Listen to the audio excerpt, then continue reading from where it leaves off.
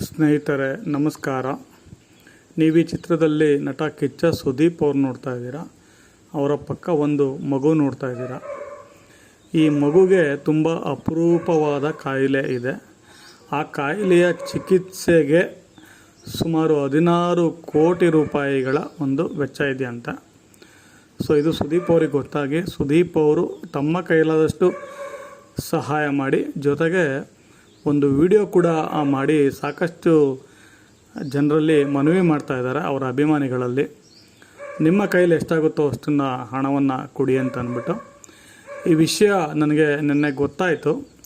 ಆನಂತರ ಒಂದು ವಿಡಿಯೋ ಕೂಡ ಬಿಟ್ಟಿದ್ದಾರೆ. ಆ ವಿಡಿಯೋ ಲಿಂಕ್ ನಾನು ನನ್ನ ಡಿಸ್ಕ್ರಿಪ್ಷನ್ ಬಾಕ್ಸ್ನಲ್ಲಿ ಹಾಕಿರ್ತೀನಿ. ಪೂರ್ತಿ ಮಾಹಿತಿನ ನೀವಲ್ಲಿ ಪಡ್ಕೊಬೋದು. ನೀವು ಹಣ ಸಹಾಯ ಮಾಡೋದಕ್ಕೆ ವಿವರ ಕೂಡ ಅಲ್ಲೇ ಸಿಗುತ್ತೆ.